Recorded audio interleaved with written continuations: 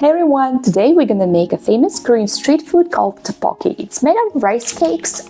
We have a dehydrated version here, so we're gonna soak them in water for at least 15 minutes. You can use fresh version if you have access to it, obviously. Then for the sauce, we're gonna use the gochujang, which is the fermented Korean red paste. Soy sauce, usual, and sesame oil, which is gonna give it like a very, very nice nutty taste. And for the protein, hard-boiled eggs. And instead of fish cakes, we're gonna use fried tofu. For the vegetable part, it's a Chinese cabbage, and then of course green onions. So here we have our rice cakes that are dehydrated. First of all, we need to soak them up in the warm water for at least 10 minutes. Basically, the holy trinity called Tteokbokki, udang, and sundae. It's like the best street food in Korea. I mean, the three types of them. I actually don't like fish cakes, unfortunately, because that's why we're gonna substitute with tofu today. I'm just gonna break that up quickly, so it's gonna be soaked nicely, and set it aside. So for the vegetables, of course, we're gonna cut the cabbage first, slicing it in half and tearing it apart, like so, like that. Then removing some unwanted parts, because I see that it's a little bit brownish in some areas, like this. And then just gonna cut them up into a nice bite-sized pieces. See, we didn't have much luck, unfortunately, so I'm just gonna slice it off. It happens, no problem. Basically, whenever you're in Seoul, you can go to any food stall that sells tteokbokki and get some udang on the side, which is a fish cake with broth, and then some sundae, which is a blood sausage filled with I think it's glass noodles or something.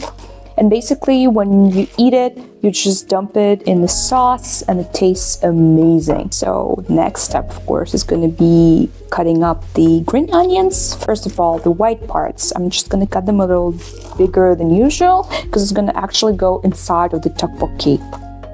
And the green parts, I'm just going to use for garnishing. I think this one also can go to the tteokbokki itself. And this one is going to be for garnishing. So chop them up finely.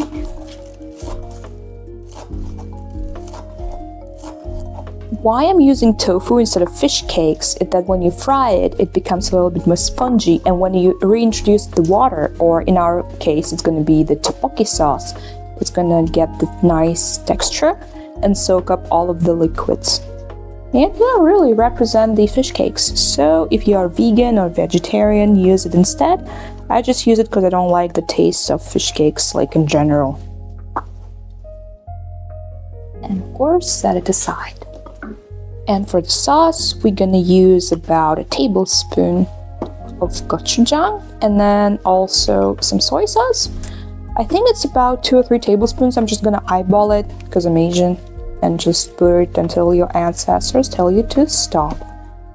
And of course, some sesame oil. I'm also gonna drizzle some sesame oil on top when we're done. And mix it up till it's one uniform consistency.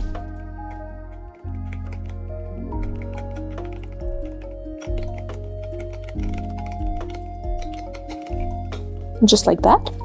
Some people actually add some sugar, depending on their taste, and minced garlic. But I'm not gonna add it today because I have such a heartburn from the garlic recently, so I'm just gonna skip it.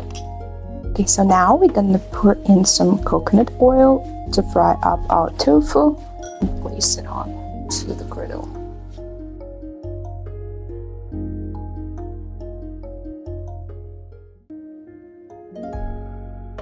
So now we are frying up our tofu to make sure that it's going to be nice and crispy, and then it's going to soak up all of the sauce from the tteokbokki and become very, very, very flavorful. Now we are boiling about a cup of water, and the tofu became golden and crispy. Look at this texture. So we're just gonna fry it for another 3 or 4 minutes until it gets golden on the other side and just take it out.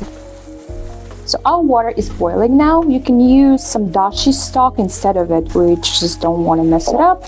And we're gonna put all of the tok in first because it's gonna take a while for it to be nicely cooked and chewy.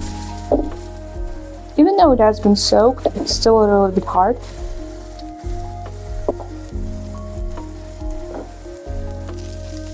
Now, when the tofu is done, just take it out. See, it started burning a little. It's nice and crispy. So do not overdo it because you don't want to get it charred.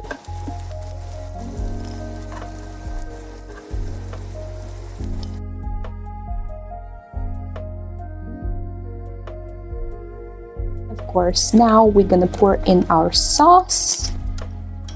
All of it. Do not waste it. Just maybe some water here.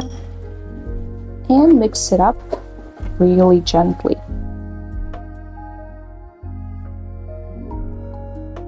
Okay, when the sauce is thickened a little, see, it's just a little bit thicker, add all of the veggies that you cut it earlier, the white parts of the green onion, and of course the Chinese cabbage. I think it's a lot of vegetables for one dish, but trust me, it's gonna cook down and it's gonna take that much space. So just mix it up.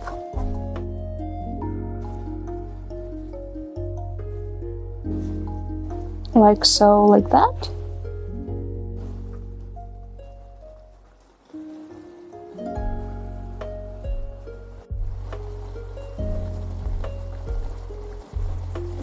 See, now when it's wilted, add your eggs. And just smother in sauce. And your tteokbokki is basically done.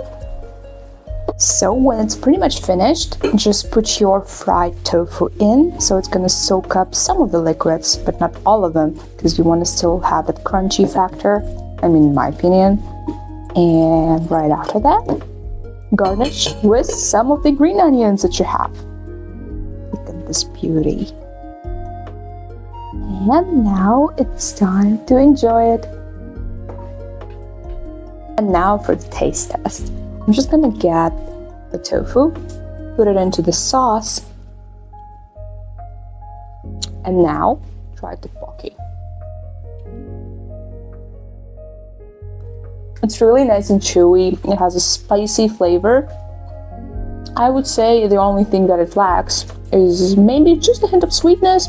So yeah, I get it why some people actually add sugar. And the huge egg.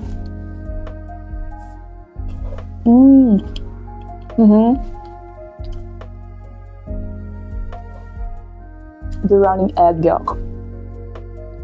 And cabbage. You can actually devour the whole plate by yourself, but it's like so carb heavy.